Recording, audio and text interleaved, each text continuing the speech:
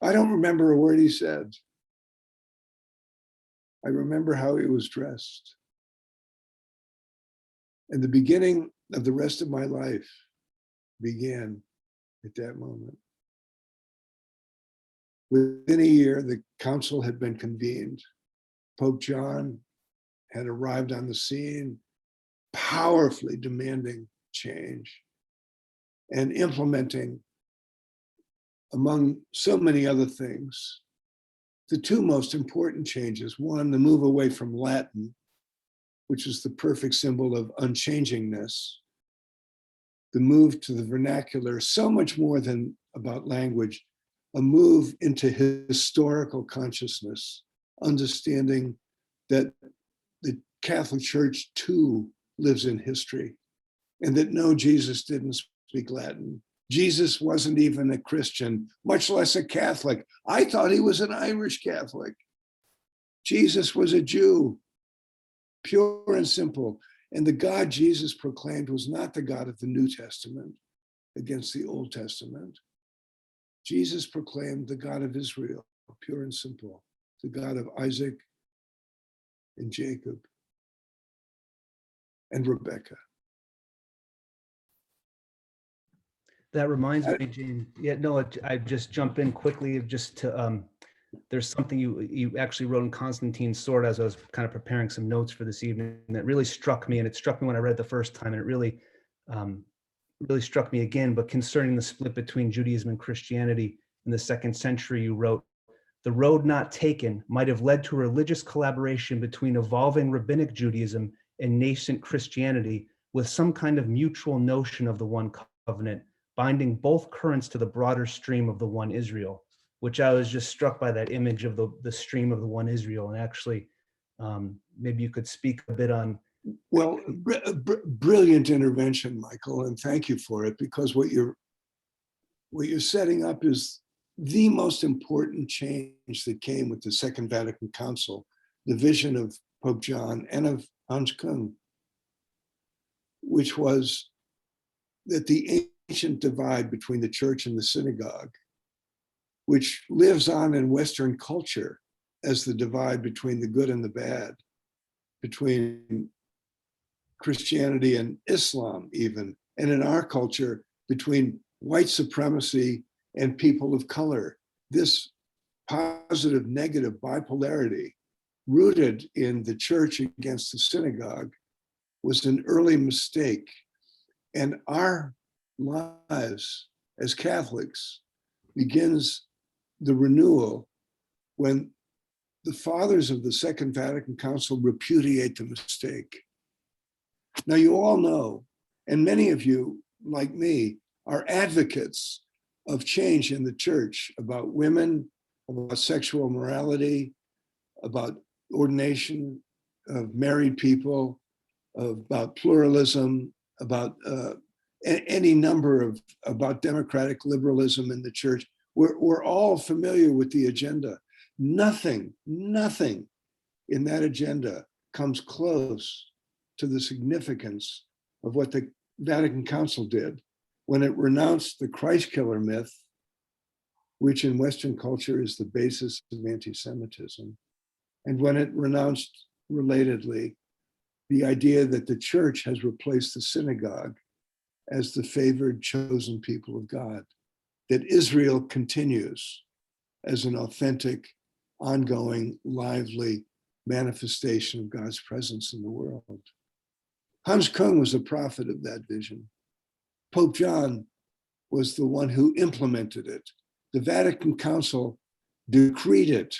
Nothing we're asking for in changing the church today comes close to the depth of that change. After all, that change repudiates texts in the Gospels themselves, which scapegoat that group called the Jews, we all heard it last week, for the murder of Jesus.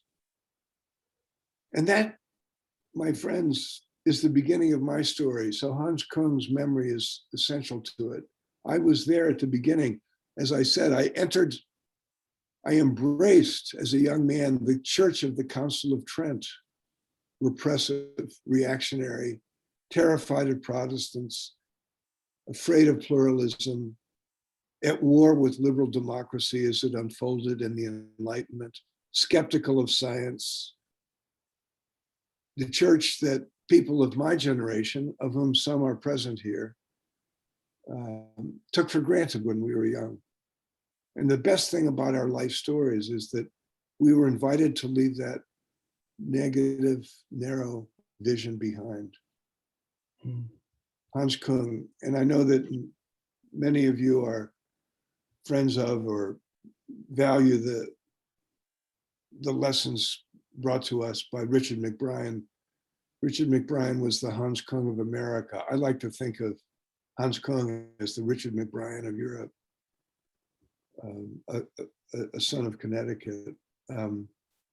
He's a real So light for us. that's where, sorry, Michael. No, he's a real light for us for sure in the TAC mission. Yes. So that's where my own story begins. And the truth is, my story has been kind of one story ever since. The Second Vatican Council and its vision and its promise has defined my life, not just as a Catholic, but as a human being. And it's given me faith in the democratic idea, even as it's been under assault in so many ways. Certainly in our own Catholic Church, the Vatican Council, after all, was the beginning of a democratic revolution in Roman Catholicism. And the hierarchy understood that. And of course, they were the ones who were going to lose power. So they moved away from it. But lo and behold, democracy itself is now under threat in ways we never imagined it could be, even in the precious United States of America.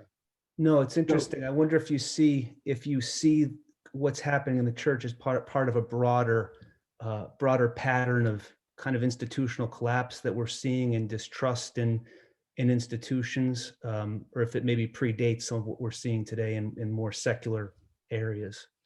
Well, it's a wonderfully pointed question, Michael. Let me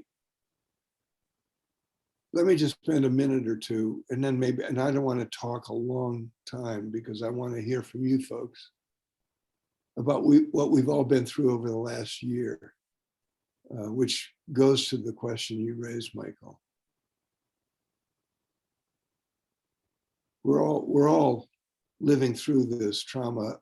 Thank God there's light ahead of us. I know that people on this session tonight have lost loved ones to the disease. It's inevitable that some of you have. We're all in grief. We're not just a grief-struck nation. We're a grief-struck species. Human beings all over the planet have been deeply wounded by this pandemic. Whether we've gotten physically ill or not, we've been terrified by it. We've been isolated by it. We've been deprived of basic notes of our common life by it. We've been unable to properly mourn and say farewell to those who've died. So grief is our common experience. I want to make 3 points about the last year. One is grief. One is Black Lives Matter, the Chauvin trial. And one is Me Too, the climactic arrival of the demand for equal rights for women. Those are 3 things that have bubbled to the surface. And the fourth is the deep and unprecedented threat to democratic liberalism around the world, including even in this country.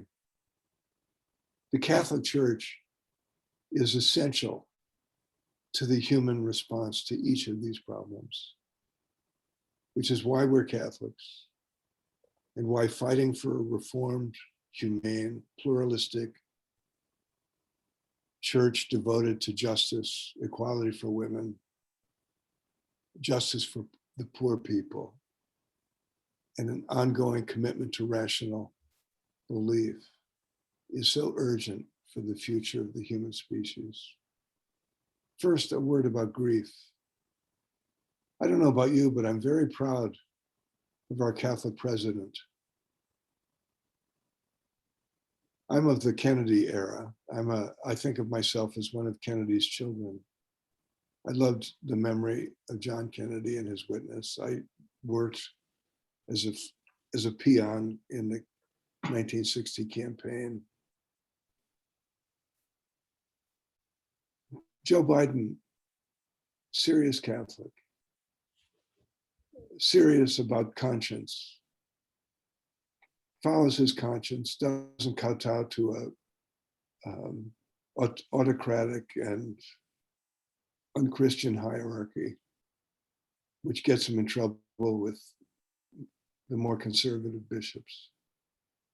But I just want to say one thing about Joe Biden, one thing about his Catholicism. He put it on display without drawing attention to it when he was inaugurated. What was the most important thing about America in January of this year? It was that we had just lost 300,000 people dead to this disease. We've lost now more than 500,000. And the thing that made that the most important thing about us was the way in which almost nobody was able to say farewell to their loved one who died. So many of those people had died alone and then died unmourned at traditional rituals, the obsequies that enable us human beings to say farewell to our loved ones and to reckon with the meaning of mortality. When someone dies, we bury them as a way of honoring their memory, but we also bury them with ritual as a way of dealing ourselves with the coming death we all know we're facing. We human beings die twice, once physically and once imaginatively when we see it coming. And for more than a year, Americans had been unable to do that. Around the world, human beings had been unable to do that. What did Joe Biden do? He behaved like a Catholic, I would argue. On the eve of the inauguration, you remember the absolute first acknowledgement of the loss at the Lincoln Memorial, with all of those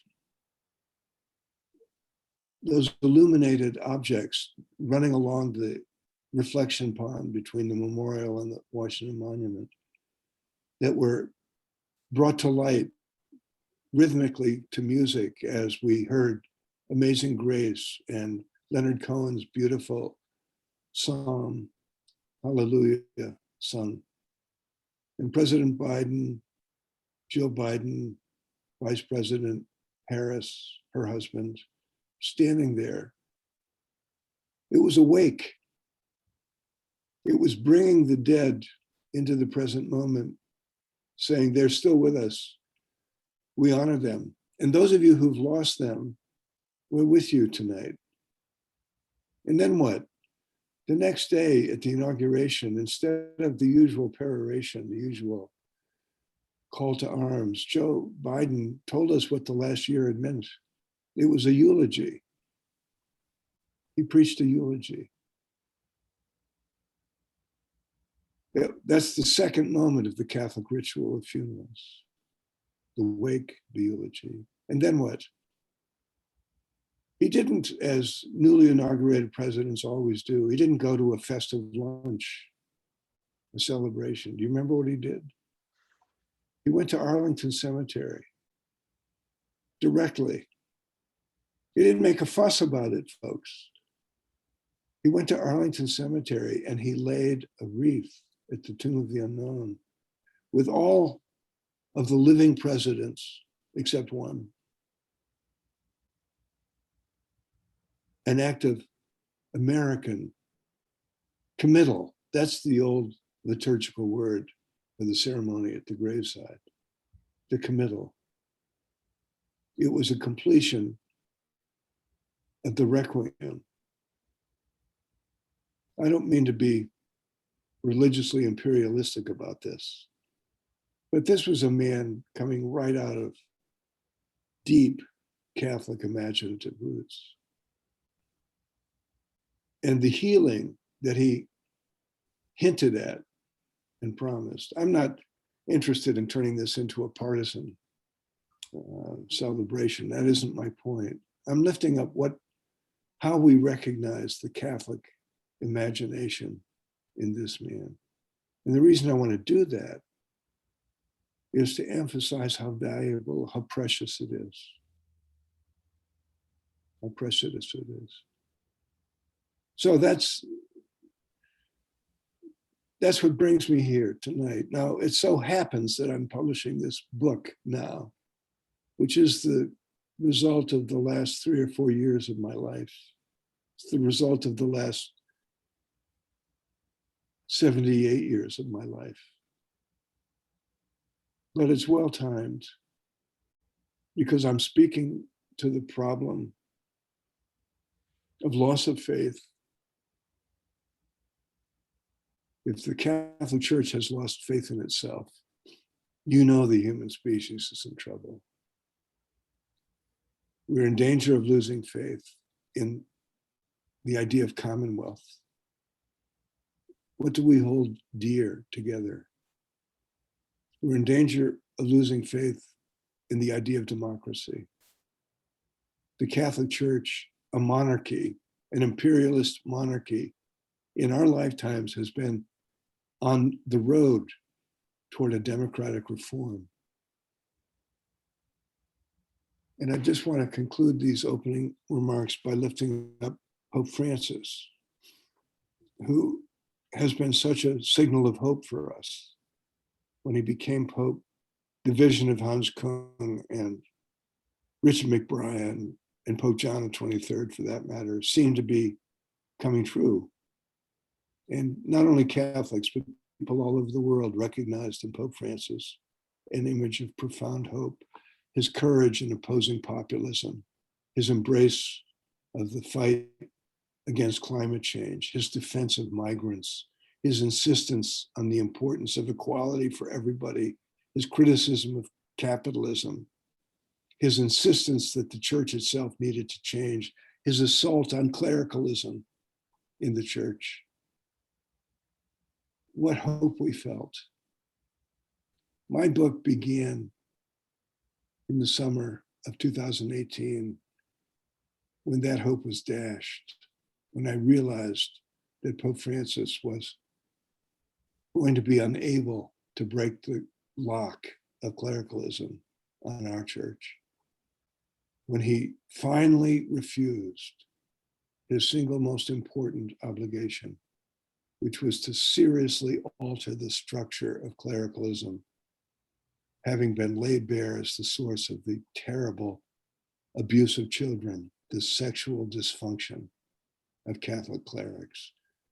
Not just that a minority of priests had abused children and others, including women, but almost all bishops had protected the priests, the predators, instead of the victims.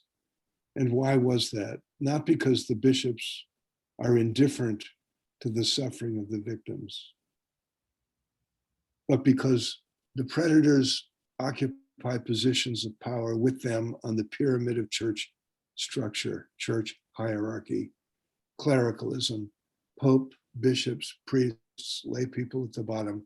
That pyramid, originating in the Roman Empire and the medieval structures of monarchy, has to be protected at all costs, even at the cost of letting children go on to be vulnerable to predator priests. And Pope Francis has proven himself unable to dismantle it, or unwilling to dismantle it. And the three pillars of that structure are the all-male priesthood, refusing the admission of women to the priesthood, which is a rank injustice, male supremacy, which morally is equivalent to white supremacy, the refusal to admit married people to the priesthood, which is rooted in a deep sexual neurosis, a rejection of the human body, and a scapegoating of women as sources of sexual temptation for men. And finally, the third pillar of clericalism, an idea of a damning God from whom you are protected by the ministrations of a priest. If God is love, and the ministry of the church can be reimagined so that it's rooted in equality and service instead of supremacy and power. And if sexuality can be reimagined as the joyful celebration of human love and physical pleasure that clearly God means it to be, then the Catholic Church will move forward as a reformed force for life, for justice, and for service. And that's a struggle that's worth fighting for. And that's why I'm here with you tonight. I don't want to be presumptuous. My hope is that we're in that struggle together. But now you get to let me know if that's so, and let me know what you're thinking and what your experience is in this period. Thank you, James. That's a lot to start with there. And again, I would just invite anybody that has questions or comments as we're speaking, to type them into the chat, and we'll get them to James. One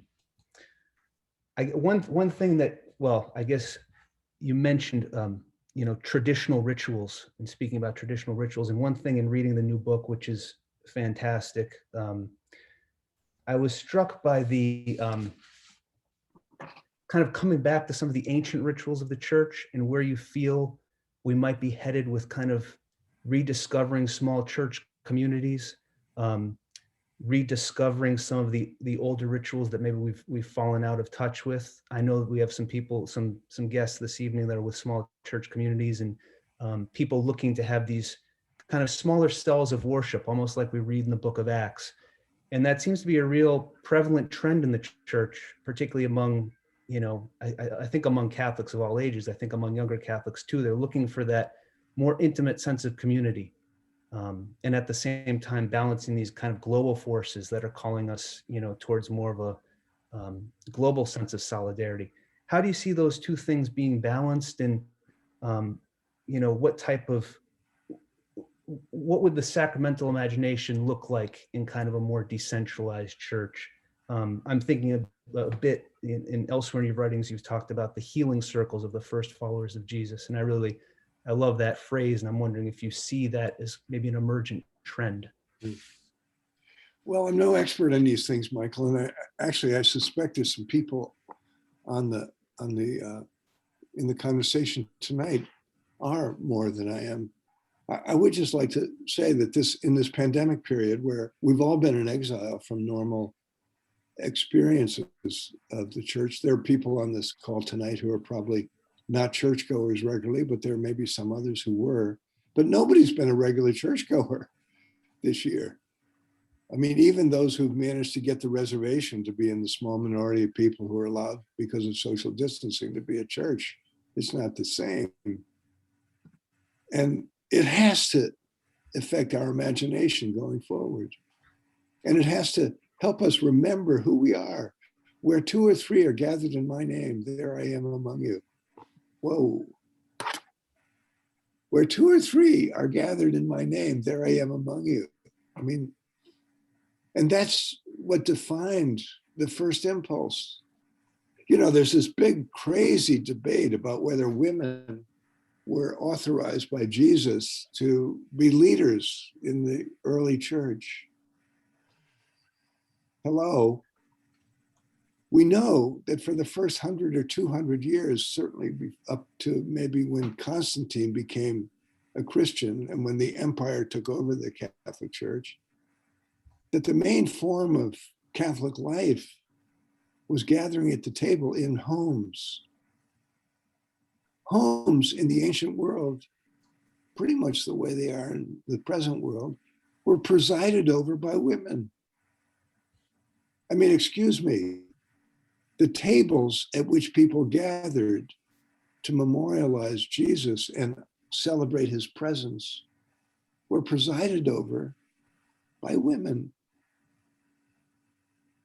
The basilica, which is the center of the Catholic imagination for the Eucharist now, St. Peter's Basilica, in Boston, the most wonderfully vivid, liberal, democratic-minded church is St. Cecilia's in the Back Bay, which is a basilica. St. Paul's in Harvard Square is a basilica. You know, we've all seen the basilica. The word basilica comes from the word basil, which was the vegetable that out of which it was out of basil leaves that the wreath of the empire was woven. Basil was the symbol of the emperor. When Constantine became a Christian, he imposed the design of his palace on the church as its main manifestation. The pandemic has been a move away from the basilica. St. Peter's in Rome, vacant, empty. The Pope last week celebrating Holy Week liturgies with almost nobody in that vast church that holds 12,000 people. That is a really powerful symbol of this moment. A year ago, someone complained to Pope Francis by his own account that they were distressed that they couldn't go to confession to a priest because of social distancing rules in Italy. Pope Francis said, you remember this? He described saying this in a homily he gave. He said, you don't need a priest to go to God. I mean, people have been burned for saying that. That was heresy. The pandemic has reminded us that God is present to us everywhere. And that the community where two or three are gathered is the essence of the church. So I think that there is something unfolding. Michael, you began by referring to people who are in alternative forms of church life, some of whom are here tonight. Maybe one or two of them would like to say what their experience is. That'll be wonderful if anybody, if even feel free to unmute yourself, if anybody would like to chime in with, I know we have any small church community groups to weigh in on that. James, I've got a question for you. And I think you've answered some of it just now, but in your book, I think you got me thinking this year like I've never thought before. Uh-oh. In your book, you said the first group of people that the early Christians turned against were the Jews. And I think we can all understand that. Yeah. The second group of people were women. Right. Reading that and I'm saying, you got to be kidding me. Okay. Then I go to Holy Week and I hear the Passion read and I'm thinking, wait a minute. Who betrayed Jesus? I think that was a man. Who denied Jesus? I believe Peter is a man. Right, Peter? Who stood by the foot of the cross? Jesus died. It was women. Who was at the tomb when they discovered Jesus was no longer there? So what happened in that early church that it appears women were very important in Jesus's life? Well, it's a wonderful comment and question, Bev, and I don't want to belabor it, but again, one of the points I made about this new imagination that began to grip us as Catholics at the Second Vatican Council was historical thinking. We actually realized that the church was not always like we think it was. And the place of women is a classic instance of that. Pope John Paul II seriously put forward as his radical rejection of women priests the idea that Jesus had not chosen a woman to be among the 12, as if the apostles were priests, which they weren't.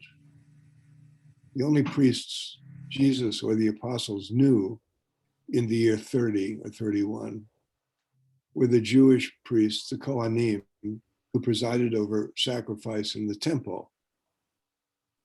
The Jewish priesthood didn't go on existing after the destruction of the temple in the year 70. The Roman war against the Jews, beginning in 68 and lasting until 135, transformed Jewish experience. What is it to be a Jew without the temple? That was the crisis. That was the crisis. The temple had located Jewish imagination for 1,000 years, and now it was gone. What is it to be a Jew without the temple? This was a crisis for the Jesus people, who were all Jews. The people who became the rabbis answered, from now on, to be a Jew is to be focused on practice, study of Torah, observance of Shabbat, the disciplines of kosher. That becomes rabbinic Judaism. The other Jews said, no, from now on, to be a Jew is to be a person of Jesus Christ, who is the new temple. And the gospel texts reflect that. Jesus associates himself in the Gospels with the temple. Of course, we Christians, reading ahistorically, read that as if Jesus said that, I destroy this temple and in 3 days it will be raised again. Jesus said that in our memory in the year 30. That gospel was written in the year 70 or 74, after the temple was destroyed. It was Jewish Jesus people making a way of thinking about what it is to be a Jew without the temple. And they put those words in Jesus's mouth. Now we know that. And now we know that the women who were leaders in the Jesus movement, especially Mary Magdalene, who the Gospels themselves suggest was an intimate of Jesus's, we know that she was the first person to whom the risen Jesus appeared. She, as you say, Bev, was one of the women with Jesus when he died, when the men had all fled. But more than that, she continued to be a leader in the Jesus movement. And Mary Magdalene was a problem then when, after that Roman war and the trauma of it, the men in the Jesus movement felt the pressures of patriarchy in the culture in which they lived and looked for ways to dominate over women. Even though we have testimony from Paul's letter, and remember that Paul's letters date to between 54 and 66 when he died. And Paul distinctly reports women partners in his ministry, clearly women who were powerful hosts of the Eucharist. So we can get lost in the weeds here pretty quickly, but let me just lift up again, once we understand the history, it's illuminating and liberating. Mary Magdalene became associated in the Catholic imagination with the unnamed, anonymous, repentant prostitute. We think Mary Magdalene was the repentant prostitute who washed the feet of Jesus with her hair and anointed him with her oil, one of the tools of a prostitute. But there is absolutely no reason to make that identification. Mary Magdalene, we know now from history, was a well-to-do, a kind of preeminent woman in the Jewish world around the Lake of Galilee. Magdala is the name of the town from which she came. There was a gospel written in the 2nd century called the Gospel of Mary, which was attributed to her. and it is a gospel that celebrates women's place in the movement. And it was a gospel that the fathers of the church in the 2nd and 3rd century chose not to include in the canon of the Bible, etc. What am I saying? What am I saying? I'm just taking this one point, this one pivotal point about the ordination of women. The Catholic hierarchy's theological claim that prevents them from doing that is not only ahistorical, it's deceitful. It's sinful. It's false. It's male supremacist. It's equivalent to white racist. Women are being unjustly denigrated in the Catholic Church. That is a key revelation that this Me Too movement must force us to reckon with. Other people here have thoughts about this. Say Lynn Norton. Female theologians do you think we should be reading? Say it again, please. What female theologians Oh, the great, do you think we should be reading? well, the great groundbreaking theologian of the Vatican II era was Rosemary Radford Ruther, who was a prophet on the question of anti-Semitism, but also on the question of male supremacy in the church. In the same period, the great Mary Daly, who was denigrated and demonized by male theologians and hierarchs at Boston College. In our time, Elizabeth Schussler Fiorenza, a great Catholic theologian at the Harvard Divinity School. The great movement toward women's ordination being, there are people here, I suspect, who are part of it, but there are great, Future Church, the Women's Ordination Conference, women lifting up this issue. Imagine if the Catholic Church said no Black people can be ordained, because that's the way God wants it. How long would that stand? How long would that stand? The refusal to ordain women is rooted in a vast dysfunction that goes way beyond even that. It goes all the way back to the way we misread the story of Adam and Eve, scapegoating Eve for the sin of Adam, saying all sin begins with women. The way to avoid sin is to avoid women. Hello, celibacy. Going all the way back to the way we understand the way in which God turned God's face away from the human species because of something called the fall. There is nothing in Genesis about the fall. There is nothing in Genesis about sex being the source of sin. That all comes from St. Augustine, who comes into the powerful place of the Catholic Church with Constantine when the Catholic Church becomes an empire. I lay this out in the book, not to refer to my book.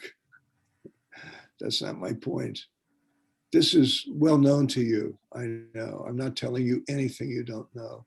But we Catholics have been immobilized by this history. And it's with Me Too and the sex abuse crisis and the collapse of democracy around the world, the moment is here for us, Catholic Democrats, Catholic feminists, Catholic people who believe in justice inside the church as well as outside, to lift it up. And I know that that's what today's American Catholic is doing, and therefore all of you. I think we have a comment from Lynn. Lynn Norton, if you'd like to. Thank you so much. I'm 78 years old, live in Phoenix, Arizona. And we have been having home church once a month since 2007, when we received our new Bishop Thomas Olmsted here, who took us way, way, way backwards. and had many of us physically removed from the church property premises. Any liberal idea, we were not allowed to speak, and we were told not to come there anymore. So there are quite a few of us home churches. There's about 15 to 20 maximum in the group. We meet in rotating homes. And I just listened to Joan Chittister last week, and I'm going to give you the same question I gave her, because we've given up hope on the institutional Roman Catholic Church. We figure we're going to have to be church on our own. We are interfaith church here in Arizona. We've united with all our neighboring churches via, it used to be emails and activities, but now we all Zoom together. We do white privilege classes together. And over these years, we've read all these books and done all these studies. So my question is, do you sincerely have any hope that this Roman Catholic Church can turn itself around?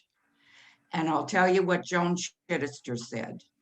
She said, give it 400 years. It's a great comment, but let me first start, Lynn, by telling you how moved I am to hear your statement and how edified I am by your home church movement. I salute you. I salute you. You are exactly what I'm hoping for. You are an image of hope. But let me just say, I don't think we need to wait 400 years. I wouldn't, I myself, no, I'm 78. Lynn, did you say you're 78? Yes. Happy birthday. Here, we're both the same age. And it's a great age, because I look back over my life and I understand so much more now than when I was young. And the important things loom larger to me now. Well, when we say the institution of the church, of course, we usually mean those reactionary bishops. They're a pathetic group of men, the Catholic bishops, especially in the United States. Pathetic. And that's not who I am talking about at all when I talk about the institutional church. I'm talking about the institutional church. I'm talking about 1 billion people around the planet. The Catholic Church is the largest NGO in the world. I know you know this. We need to bring this to the front. There are only several thousand Catholic bishops. Most of them are pathetic, frightened, reactionary men who, if they could push a button and make everything go back to 1950, they would, because they have a fantasy of what 1950 was like. But that's not who that's not only not the church, that's not even the institution. The institution is hundreds, maybe thousands of clinics and medical centers, mostly in the third world, being administered by Catholic men and women, mainly women, frankly, medical people caring for the poorest of the poor with no strings attached. Educators in the third world, teaching people who wouldn't have a chance at education otherwise.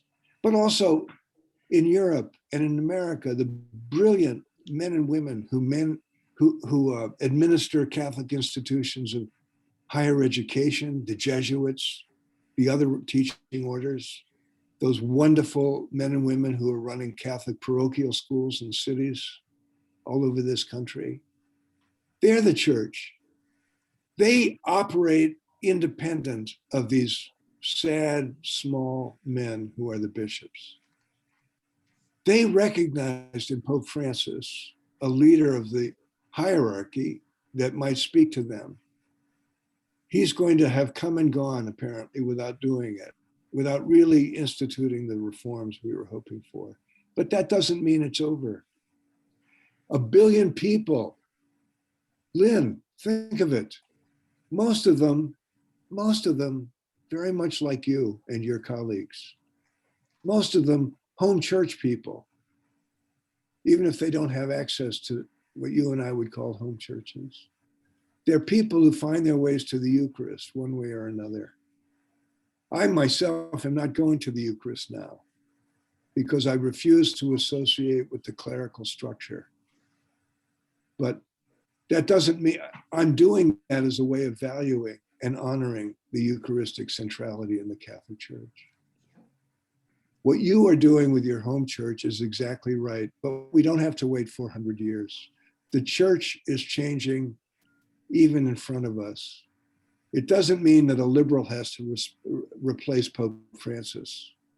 What it means is that Catholics have to go on like you were doing and claim their marginal place as Catholic. I'm really encouraging people to be in resistance to the clerical structure as Catholics. I mean, I love the Episcopal Church. Theologically, I am an Episcopalian. My wife is an Episcopalian. I'm not an Episcopalian. I'm a Catholic, and I insist on it to be a part of the massive group of people who are changing the church. And why is that? Because without that, without us, the best impulses of Catholicism will be unsupported. And those best impulses are precious. And without us, the worst impulses of Catholicism will be unresisted. And those impulses, misogyny, to take the most blatant, must be resisted. So I salute you as a home church leader, and I encourage you to continue to claim your activity as activity of the Catholic faith. Mary Wissert, I have Yes. a, Yes. if you'd like to. Thank you, Michael. Thank you for joining us. Yes, Mr. Carroll, I Call me Jim. was offered this night. My brother's on this call, and I wanted to share with you. I come from Philadelphia, Pennsylvania, a suburb of Philadelphia, and we have a intentional Catholic community where women are presiders. And we are a small group of about 30 to 50 people. We now do it on Zoom. Prior to COVID, we rented out a Protestant chapel, and we meet every Sunday on Zoom with women presiders who are part of the Women's Ordination Conference. They were ordained. So we aren't waiting for the patriarchal hierarchy of the Catholic Church. Mary, I salute you. I'm edified by you. You give me hope. And you're exactly what I'm talking about. Mm-hmm. There are groups and pulses like yours all over the world. Yes, and it has been very liberating. And, you know, you've lifted up Zoom. I think that the technology that's come to the fore in this pandemic is giving us a new way of organizing ourselves. Mm-hmm. Look at us. Here we are talking to each other now. I Right. mean, this wouldn't have been possible before. I think that we're on the cusp of a new way of understanding the worldwide Catholic Church. It's happening everywhere. It's a big phenomenon in Europe. I encourage you all to Google Root and Branch. Yes. Root and Branch is a movement based in England, but is Right. all over Europe, and it has some people from the United States, including, I think, from Philadelphia. Yes. And they have Zoom gatherings, including liturgies, every few weeks. Google Root and Branch, and you'll see. And they're sponsoring a synod, a worldwide synod of like-minded, reform-minded, liberal. I don't want to reduce it to the absurd, but Catholics like us. They're having a synod next September, which will be both virtual and in person. It's happening all over the place. There's the Women's Ordination Conference has a headquarters in Rome. They're a powerful group. This is happening. The Catholic Church is not going to be the only institution on the planet to be unchanged by the feminist insistence that time is up. Time is up. Time is up for these people too, for these old, sad, old defensive men too. Time is up. Mary, I salute you. Thank you. If- I salute you too. Well, send me, if there's a way to send me a link to your liturgy, would you, when you do it online? Do you do it online? We do it online. We're on every Sunday at 9 o'clock, and we have people from New England. Do you We have a people link? from Poland, from all over. Do you have a Mhm. link? I will get you a link. I'll just Yeah, need would you to- send it to me? My email is on my website, Okay. jamescarroll.net. I will Mary. send you a link. Thank you, Mary. That's wonderful. We I can, will. have a- Happy I have to. a question. yes, Luke.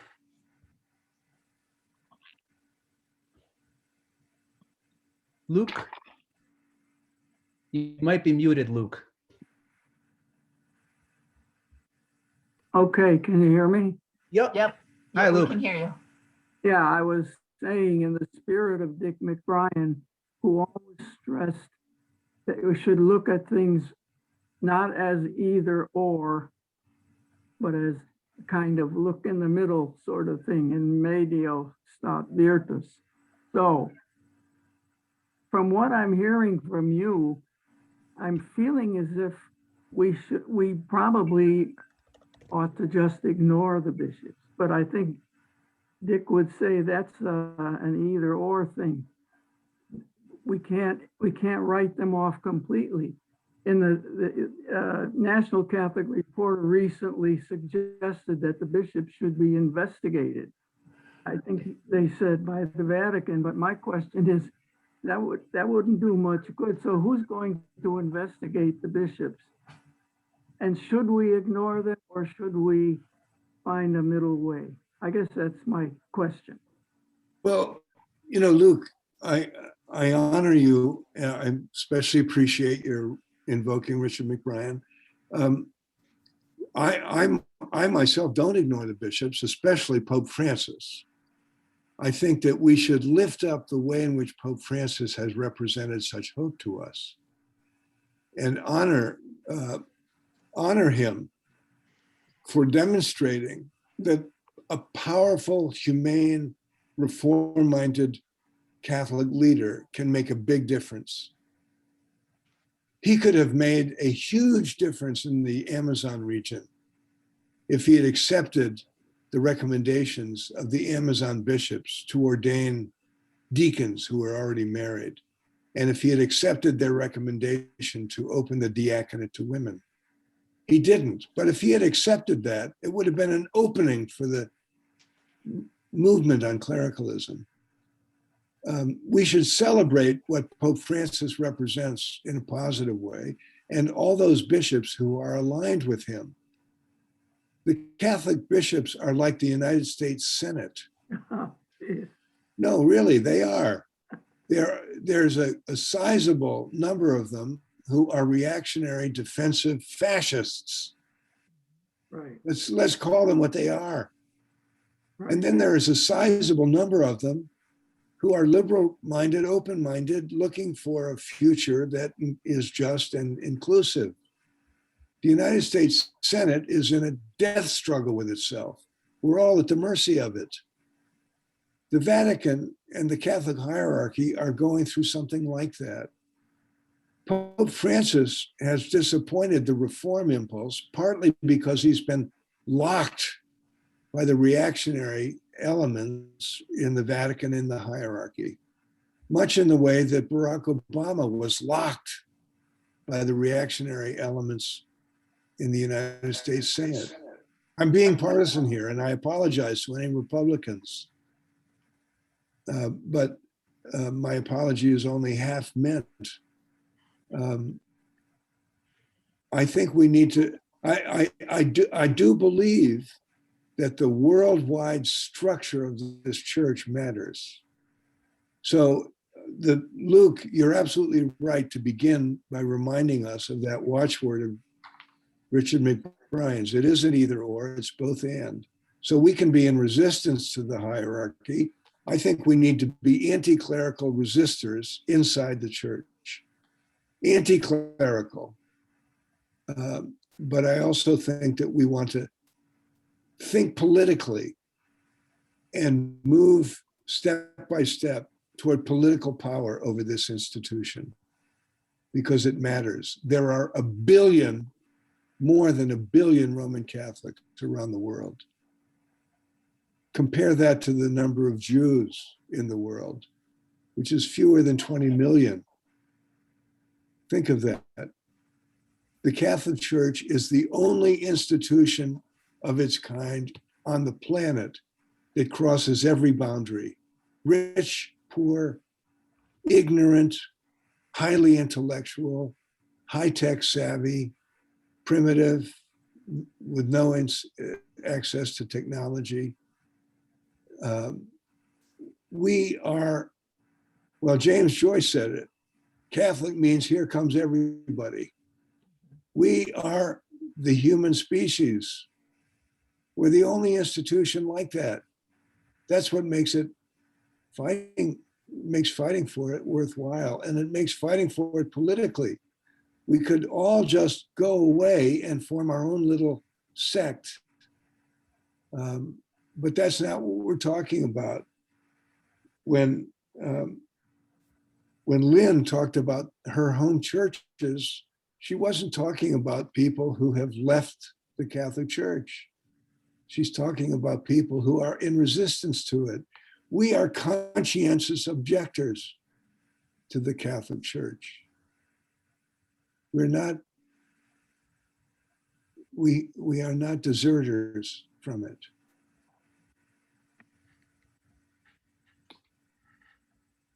Excellent. Anybody else like to? We have somebody in chat, Michael. Hold on. Yeah, I can, actually, there's a couple That's me. comments. Okay. We had a comment from Jean. Pope Francis has his hands tied lest there be the threat of schism in the church. He would perhaps love to walk in the streets in mufti and mingle with the people of Trastevere, but what can he do? Internal strife in the church would put the focus on the structures of the organization rather than the work that must be done to open up to the world, excuse me. The structure must become invisible while it still works. It's an interesting image of the invisible structure. It kind of speaks to what James was saying about, or Luke and James, about the both and. The structure's still there, but it doesn't dominate. A few other comments here. I don't know if James, if you'd like to speak to that. It's an important observation and very wise. And I'm sure I missed the name of the person who said that.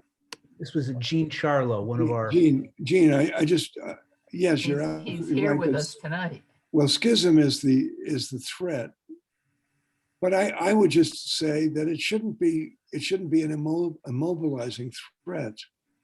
The Second Vatican Council, the same thing was said to Pope John the 23rd and Hans Kung, for that matter. And there was schism as a result of the Second Vatican Council, and we still see it. We still see people who refuse to accept even something as basic as the Mass in the vernacular, or who refuse to accept the Church's new teaching about the Jews and the Jewish people. Because at bottom, what happened when the Catholic Church said that the bond God has made with Israel is unbroken, what that meant was you didn't have to be a Catholic or a Christian to go to God, which was a radical departure from traditional Catholic theology. And people warned that that would lead to schism. Well, it has, but that's okay. People are not required, are not forced to bend their conscience to the will of anybody, including a liberal Reformed Catholic Church. We could respect that. And the Catholic Church does find ways of accommodating even people who reject its central teaching. I reject some central teachings of the Church, and yet I still feel at home in the Church. So I think that's part of our tradition. In the Protestant tradition, schism is a much more dangerous threat because there is a long history of groups breaking off from one another. In our tradition, we have found ingenious ways to accommodate dissent. One of the most clear was the religious orders.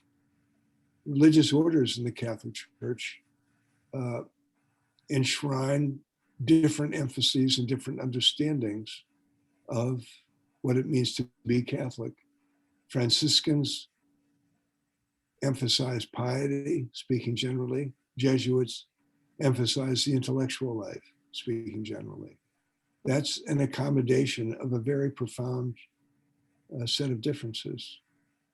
So I don't myself think schism is something we should be so worried about, even though people who oppose reform and change are always threatening it. There's another comment in the chat that's very appropriate for the week of Easter that we're gathered here for. It seems to me that the message of the resurrection is a message of rebirth and making all things new. All are expressions of hope. To what extent do you see the spirit currently waning or ascendant in the current Catholic culture that you know? We've touched on this a bit, but this is from Norman. Maybe James, you have any further comments on the ascendance of hope in the church, or what maybe you could give us hope? Well, Norman, I just would salute you for that crucial calling us back to our basic faith. And I, for myself speaking, see this event this evening as itself a manifestation of resurrection hope. It's not an accident to me that we're in the period of the resurrection now. We are all, aren't we all? You've been convened in a way by a broad community centered on today's American Catholic. Aren't we all insisting on our identities as people of today, people who are American, and people who are Catholic? And each of those elements requires an act of hope.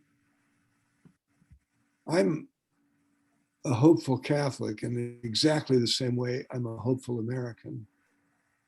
I see my nation as beleaguered and in a way broken as I see my church.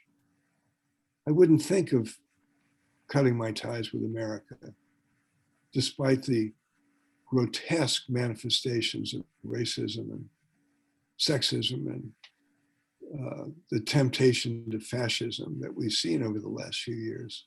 No. I'm a citizen of this country and I'm going to fight for its best impulses.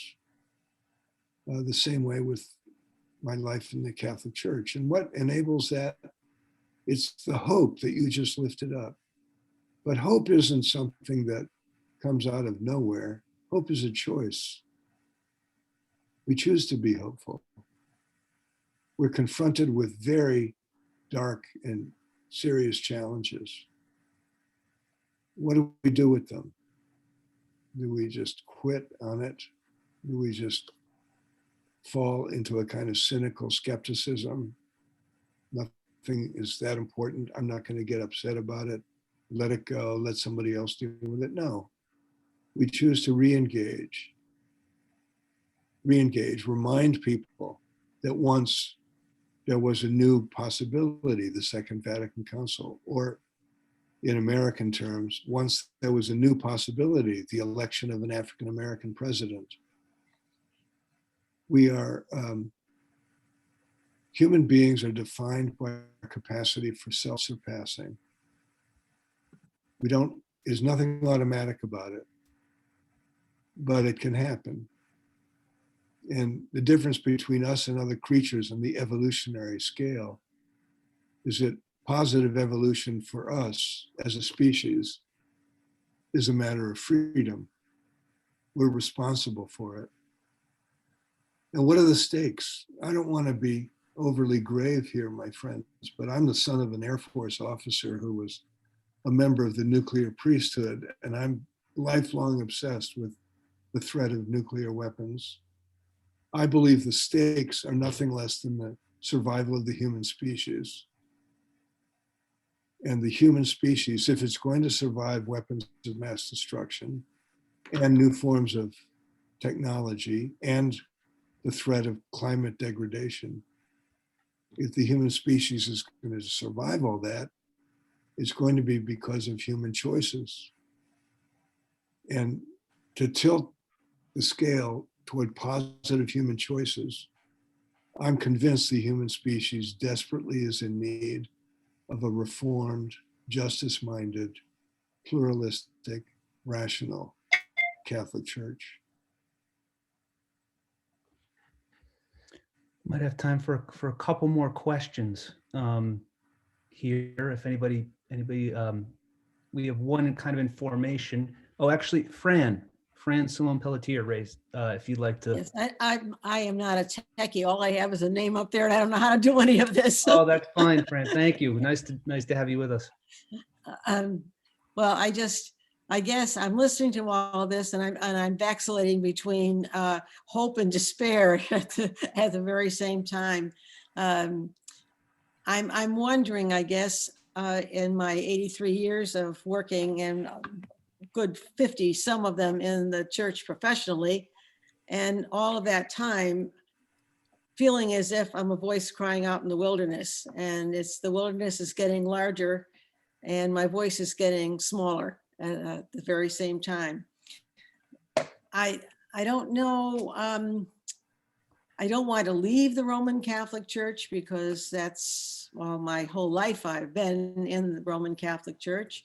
At the same time, I don't want to keep going to a church where on the way home, my husband and I are in fierce argument, not with each other, but over the inadequacy and the lack of community and the pretense, the superficiality that's going on. What the pandemic has done wonderfully for us is allowed us to get online with wonderful people elsewhere, but that's still not the same. I mean, it's grand and it's great, and I can't really say enjoyable. That's too superficial. It's deeply joyful for us, but this is not where we live. We live here in North Carolina, in a parish where superficiality reigns. And it's really a go to church and get communion and go home. I also am the religious columnist for a local paper, and that's more the church for me and more my pulpit than my own church. I don't want to get too long-winded on this, but I guess that whole idea of being the one primary sin that's being promoted is the sin of abortion. And I want to scream and say, we women, not just the women, but frankly, anyone who has any kind of deepened faith over the course of time are being aborted on a daily basis, and no one cares. Fran, well, I don't want to be presumptuous, but I want to say I care. Thank you. I care very much for what you just said, and I suspect that almost everybody on this call, if that's what it is, cares. And I just want to thank you for your very important, honest description of an experience that many of us associate with. If you would let me, I would just like to observe two things. One, you called yourself a voice crying in the wilderness. Don't underestimate the power of your voice. You have a column, but you also just spoke so movingly and truthfully just now, and I suspect you're doing that more ways than you know. You're speaking that way with your husband. So the impulse you're protecting in yourself, the truth, is precious, and it exists, Fran, no matter what anyone else makes of it. You are a center of the truth right there. Your reference to abortion, it's true. Abortion is a grave moral problem, but the Roman Catholic hierarchy is using abortion as a way of reinforcing their failing and broken authority. Their concern isn't with the lives of the unborn. That's a lie. If they were concerned about the unborn, they would be advocates of contraception and birth control. The single most important way to reduce abortions is by advancing contraception. There's the paradoxical corruption in the heart of Catholic teaching. You know that, I know that. We may not agree about what I just said, but that's certainly, you're right. And we don't have to become pro-abortion to be deeply critical of the way the hierarchy is using abortion dishonestly. They've been doing that ever since Roe v. Wade. Roe v. Wade threw them what they thought of as a life preserver. It's deeply corrupt. But let me just say one other thing. You referred to the other people who go to communion and go away. That's not an inhumane response either. Many people recognize the Eucharist and the receipt of communion as a kind of basic touchstone of meaning for them, perhaps without even being able to explain it.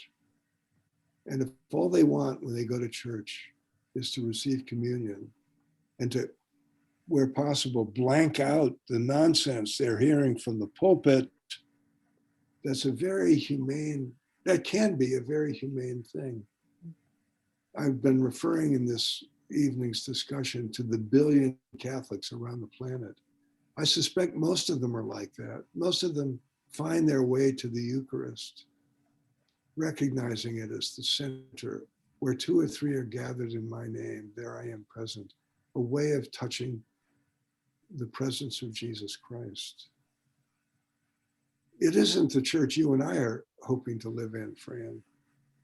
We want articulate, theologically reflective, historically responsible, intelligent structures of belief.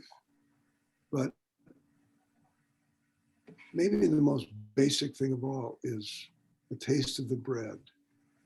And if you're in that kind of community, a sip of wine. It's a way to remember that Jesus walked the earth as the Son of God, as a symbol of hope, a prophet of justice, equality, love, telling us the basic thing, which is the transcendent Holy One, whom we have no other way of encountering, is present to us in human compassion and love.